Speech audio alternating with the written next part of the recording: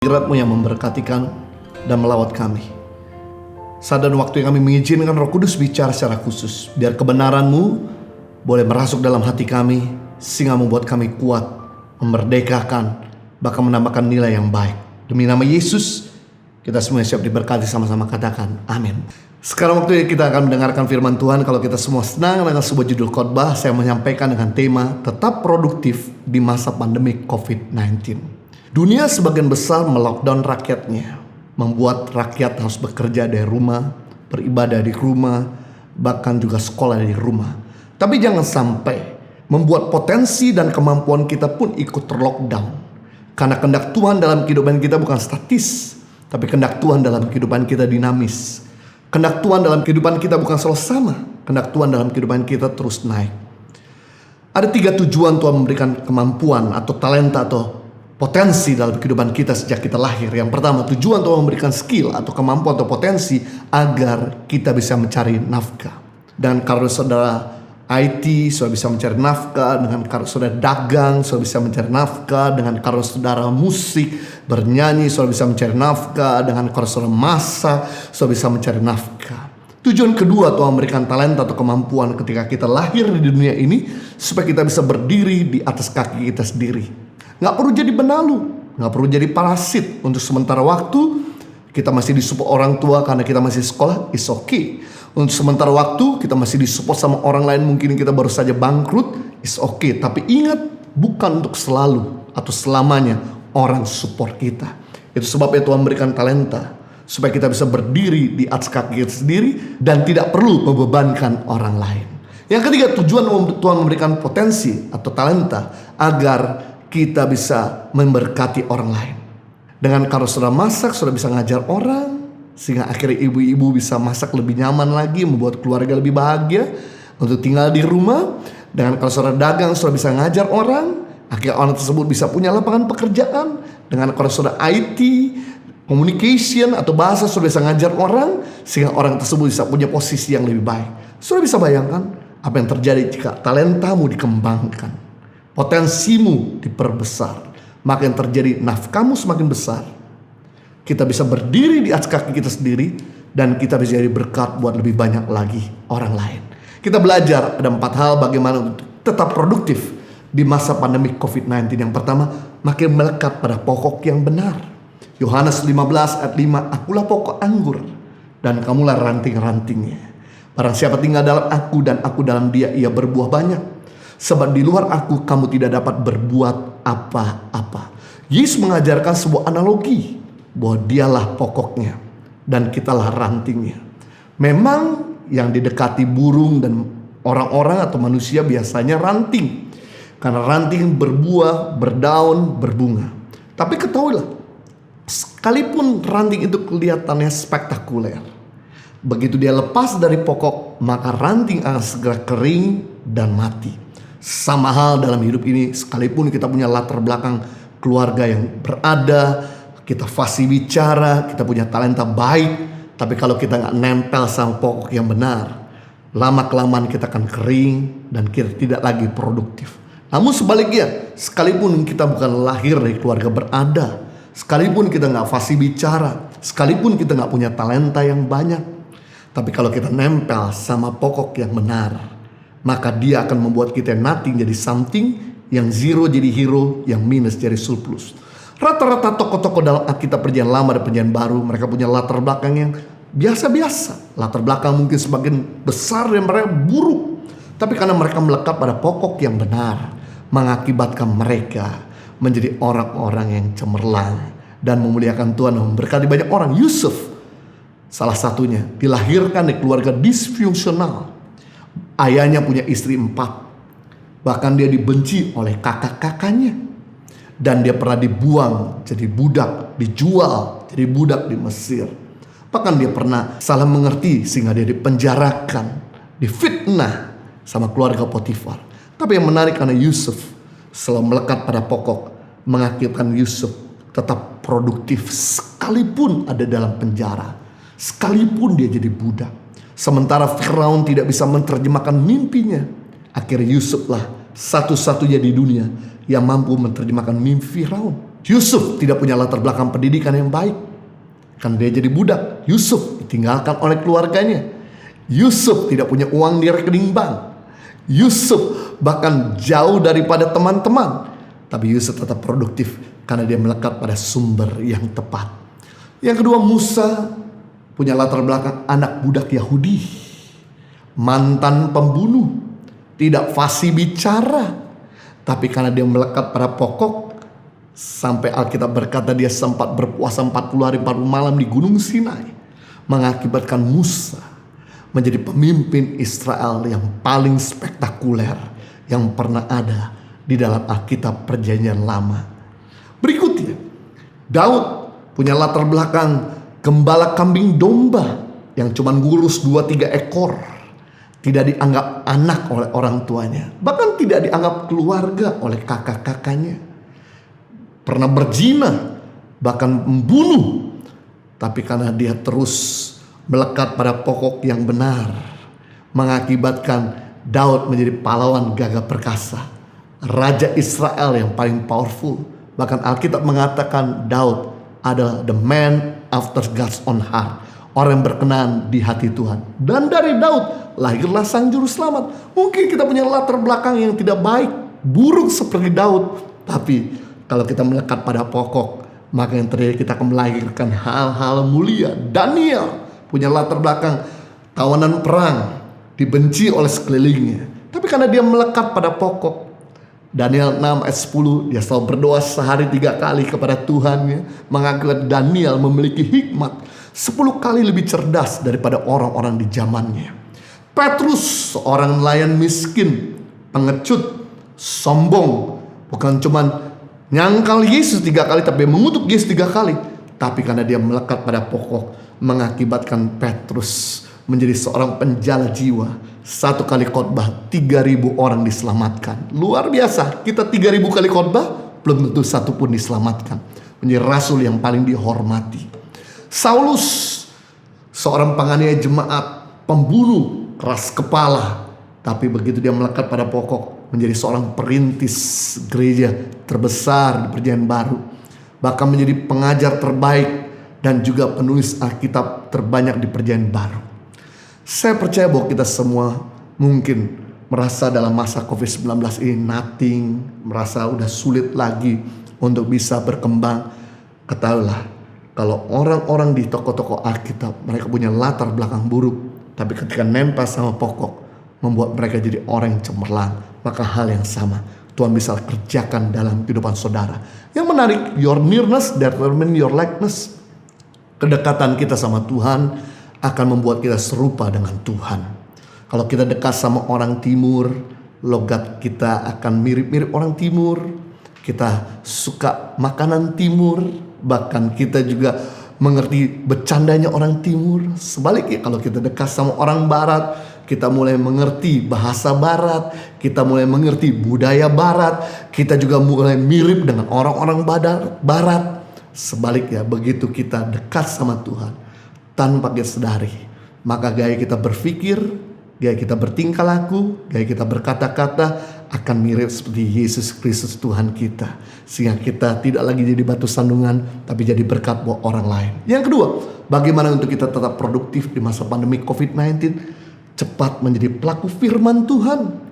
Matius pasal 7 ayat 24 sampai 27. Setiap orang yang mendengar perkataanku ini dan melakukannya, ya sama dengan orang yang bijaksana yang mendirikan rumahnya di atas batu.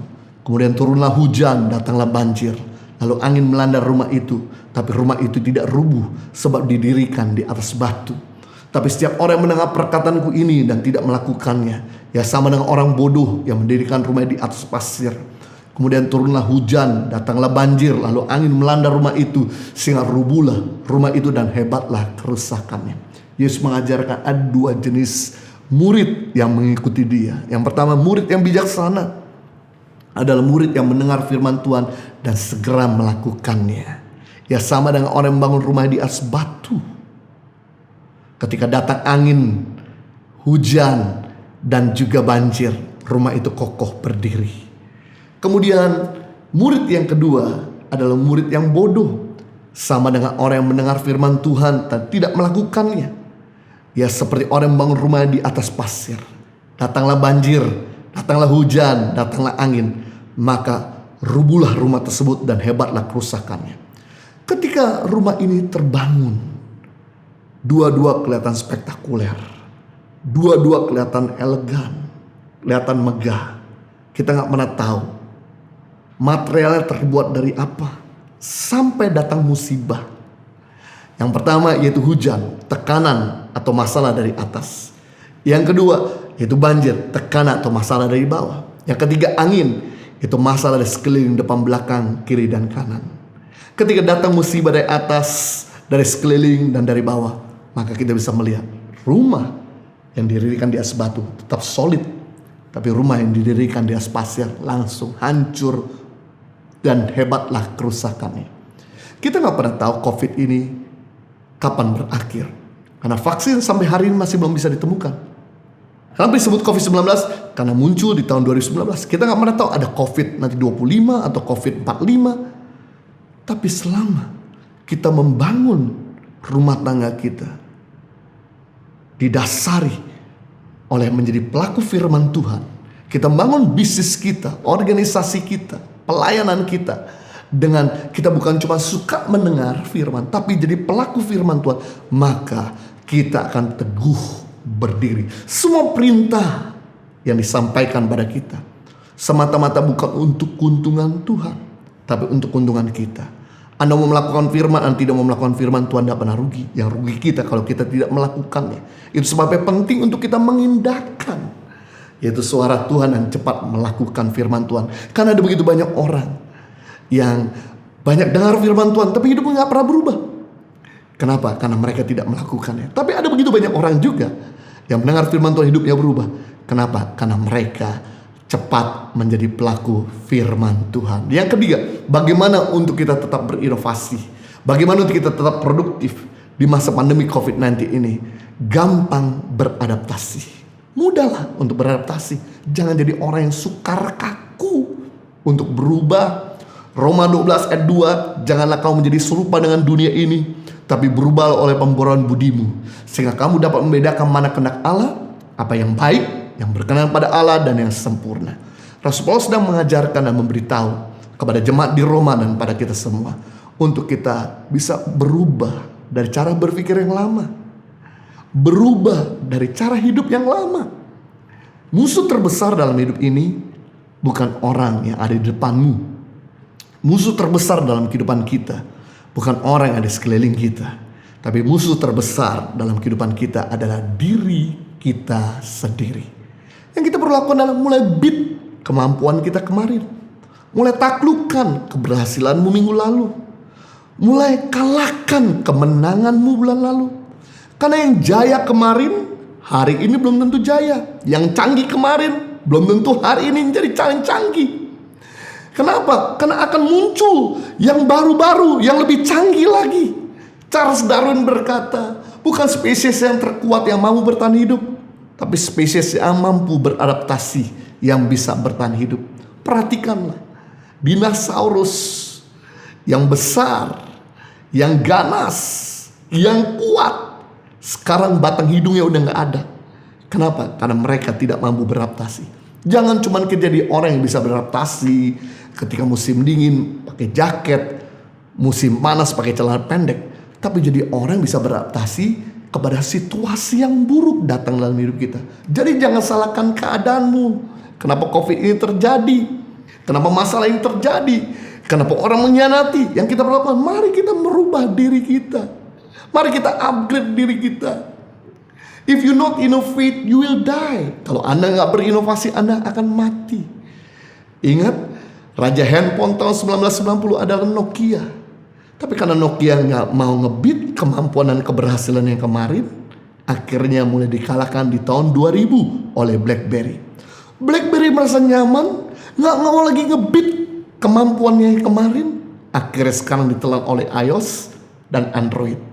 BlackBerry dan Nokia hanya cuma bisa menangis. Lihat gambar di sebelah saya ini, di mana tahun 2010 ada seorang pilot yang menerbangkan helikopter dan juga ada temannya yang sedang shoot dengan kameranya sebuah kota dari atas. Tapi 10 tahun kemudian diganti dengan drone. Akibatnya pilotnya kehilangan pekerjaan hari ini. Dan kameramen pun kehilangan pekerjaan. Jangan salahkan teknologi. Jangan salahkan keadaan. Yang kita perlu lakukan mulai belajar untuk beat kemampuan kita kemarin. Keberhasilan itu bukan tujuan. Keberhasilan merupakan sebuah proses. Yang kita perlu lakukan adalah mari berjuang dan berpikir keras, mengupgrade diri terus untuk bisa terus beradaptasi setiap hari, setiap minggu, setiap bulan untuk bisa berjuang. Teman-teman saya, pemilik pabrik di Bandung dan di Solo, ketika masa pandemi COVID-19, pabrik tekstilnya harus tutup, sedangkan dia harus tetap harus bayar karyawan. Sebagai anak Tuhan, dia mau terus bertanggung jawab untuk membayar karyawannya. Tapi dia tidak bisa tinggal diam. Yang dia perlu lakukan adalah dia berdoa kepada Tuhan untuk minta hikmat apa yang dia lakukan. Sambil menganalisis di mana perusahaan-perusahaan apa saja sedang booming dalam waktu-waktu ini. Dan kemudian dia lihat ternyata perusahaan APD sedang booming. Dia rubah total dari perusahaan tekstil jadi perusahaan APD. Dan sekarang penjualannya booming dan menolak begitu banyak klien. Sama dengan kami ketika masa masuk pandemi COVID-19 ini, kami nggak lagi bisa menjual merchandise di offline. Sementara kami melayani di beberapa tempat. Kami nggak bisa tinggal diam karena kita tahu bahwa merchandise ini keuntungan sepenuhnya untuk menolong anak-anak pendidikan di pedalaman Indonesia untuk bisa terus belajar. Yang menarik adalah ketika kami coba berupaya untuk merubah dari penjualan offline ke online. Memang kita nggak langsung lancar. Kita nggak langsung berhasil. Kita berusaha merangkak tapi masih nggak kelihatan hasilnya. Kami coba berdoa. Tuhan tunjukkan teman kami. Memang ahlinya di e-commerce. Dan kemudian saya minta tolong sama teman saya. Dia mulai coaching, dia mulai bimbing, dia mulai arahkan, dia mulai tuntun. Dengan membantu kami untuk bisa masukkan di Tokped dan Shopee dan sebagainya. Dan sekarang ini penjualan kami bisa naik dan kami bisa terus membayar gaji karyawan kami. Guru-guru di pedalaman dan anak-anak masih bisa tetap makan. Memang sistem belajar mengajar di pedalaman sekarang ini berbeda. Kendalanya di pedalaman Indonesia tidak ada listrik dan tidak ada signal telepon. Apalagi dengan peraturan sekarang tidak boleh ada perkumpulan di mana anak nggak boleh belajar datang ke sekolah.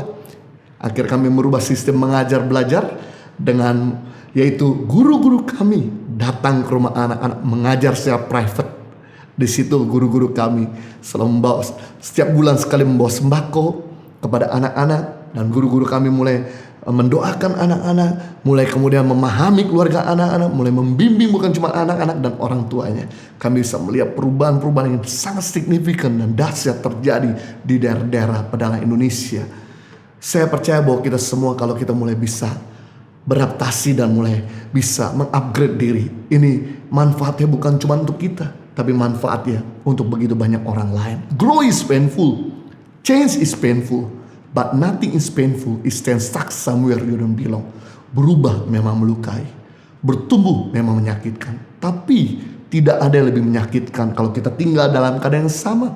Jadi yang kita perlu lakukan, ayo jangan tinggal dalam keadaan yang sama. Jangan seperti BlackBerry, jangan seperti Nokia, jangan seperti tadi pilot dan kameramen. Mari kita belajar untuk kita upgrade supaya bukan cuma kita diberkati. Lewat kita memberkati banyak orang lain. Amazing. Yang keempat, bagaimana kita tetap produktif di masa pandemi COVID-19 ini? Jangan berhenti untuk menolong orang lain. Roma 15 ayat 1, kita yang kuat wajib menanggung kelemahan orang yang tidak kuat. Janganlah kita mencari kesenangan diri sendiri. Setiap orang di antara kita wajib mencari kesenangan sesama demi kebaikan untuk membangunnya. Artinya, mari kita yang bisa makan, tidur dalam keadaan perut kenyang. Bantulah buat mereka yang tidur dalam keadaan perut lapar. Kita yang punya pekerjaan, mari bantu buat mereka yang kehilangan pekerjaan. Kita yang bisa tinggal di rumah, sementara begitu banyak orang-orang yang tinggal di jalan. Mari kita bisa berpikir untuk melakukan sesuatu buat mereka yang tinggal di jalan. Apa yang terjadi kalau mereka semua yang dalam kondisi terpuruk gak dibantu, atau mereka yang kehilangan pekerjaan kita gak berdayakan, ketika mereka gak bisa tahan pada perut yang lapar, atau melihat anaknya yang dalam keadaan kelaparan, maka mereka gak sungkan-sungkan untuk membuat hal-hal anarkis. Inilah yang dilakukan justru lewat masa COVID-19 ini. Tangan Pengharapan biasa cuma fokus di pedalaman Indonesia, pendidikan anak-anak. Tapi sejak masa COVID-19 ini kita mulai membantu kota-kota di mana banyak orang-orang yang gak bisa bekerja lagi, gak punya tempat tinggal lagi. Kami komitmen untuk memberikan setiap minggu 350 makanan siap saji, berikut dengan sarung, berikut juga dengan anti lotion, dan gak berhenti sampai di sini. Kami mulai hari-hari ini membantu mereka untuk memberikan tempat tinggal, kos-kosan, dan support mereka supaya mereka bisa kembali tidur dalam keadaan yang nyaman bersama dengan keluarganya, bersama dengan anak-anaknya, sementara istrinya lagi hamil dan sebagainya. Lewat COVID-19 ini kami punya pelayan memberi komitmen setiap minggu 500 paket sembako minimal. Di minggu ini lebih daripada itu, untuk menolong mereka, keluarga-keluarga yang gak bisa punya uang lagi untuk belanja. Begitu banyak supir-supir taksi, bahkan supir-supir angkot, juga pemulung-pemulung, mereka-mereka yang kehilangan pekerjaan menangis menerima bantuan yang mereka terima, yang notabene mungkin kalau di musim sebelum krisis biasa, tapi di musim krisis ini bantuan sederhana yang kita berikan begitu berarti, membuat mereka menangis dan bersyukur kepada Tuhan. Ada 4D yang kita bisa lakukan kepada orang-orang. D yang pertama doa, D yang kedua daya, D yang ketiga dana, D yang keempat data.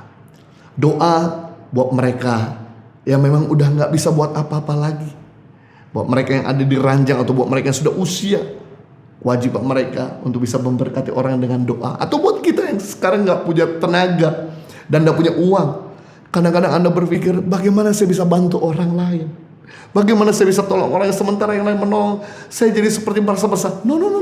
Jangan berpikir demikian. Anda bisa melakukan kontribusi Anda dengan mendoakan mereka yang sakit supaya sembuh, mendoakan mereka yang mengalami beban berat supaya beban mereka ringan. Dengan demikian Anda sudah jadi berkat. Dia yang kedua daya, volunteer buat saudara yang ada tenaga, mungkin Anda gak punya uang banyak, Anda bisa kontribusi lewat tenaga saudara. Yang menarik, volunteer ternyata bisa meningkatkan kesehatan dan sukacita dalam diri orang-orang yang melakukannya kepada orang yang membutuhkan. The Health and Retirement Study terhadap hampir 13.000 partisipan berkesimpulan volunteer sangat bermanfaat buat kesehatan. Para pensiun yang melakukan kerja sosial sekitar 2 jam per minggu cenderung memiliki kesehatan fisik dan mental lebih baik. Bahkan angka kematiannya lebih rendah.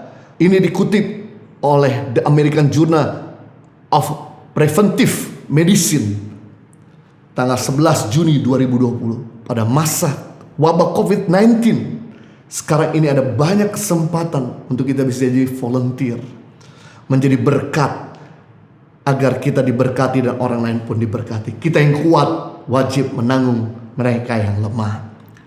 D yang ketiga yaitu dana. Bagi saudara yang punya dana, saudara gak punya waktu, saudara gak punya kesempatan untuk bisa volunteer, Anda bisa salurkan dana saudara. D yang keempat data, yaitu skillmu, ilmumu bisa dibagikan dengan cuma-cuma untuk membantu mereka, mengajar masak yang baik, mengajar jualan e-commerce lewat media sosial, mengajar mereka bagaimana cara dagang yang baik dan sebagainya. Dengan demikian, yang menarik adalah bukan cuman kita diberkati, tapi hidup kita akan memberkati banyak orang. Ayat terakhir Matius 5:7, berbahagia orang yang murah hatinya, karena mereka akan beroleh kemurahan. Yang menarik, murah hati berarti jaminan keamanan finansial di musim krisis. Karena orang yang murah hati beroleh kemurahan. Orang yang melepaskan anugerah, surga akan melepaskan anugerah. Tapi orang yang menahan anugerah, surga akan menahan anugerah. Saya kaget di musim pandemi COVID-19 ini, di mana ketika Bagian keuangan berkata, Pak, ini kalau kita teruskan untuk memberi 500 paket sembako dan 350 makanan siap saji, maka dana cadangan kita akan habis 1 minggu 2 minggu ke depan. Gimana? Apakah kita teruskan atau kita hentikan? Saya bilang lanjutkan, karena kebutuhan begitu banyak. Dan yang luar biasa ketika kita mulai salurkan, sampai hari ini sudah hampir 19 minggu, kami masih tetap bisa memberkati orang-orang tanpa ada henti-hentinya. Tentu ini semua gak lepas dari orang-orang baik seperti Anda. Tapi kalau kita sebagai pengelola tidak mau belajar untuk melangkah dengan iman dan menyalurkan, gak mungkin Tuhan mempercayakan dan menggerakkan hati orang-orang yang baik seperti Anda. Mari, kalau sampai hari ini tangan pengharapan kita bisa terus menyalurkan sampai harus ratusan juta yang kami pikirkan, maka hal yang sama, kebutuhanmu yang hanya cuma puluhan juta, Tuhan sanggup untuk segera cukupkan. Tuhan Yesus memberkati. Bapa di surga, kami bersyukur untuk kebenaran firman-Mu yang telah menginspirasi dan memberkati kami.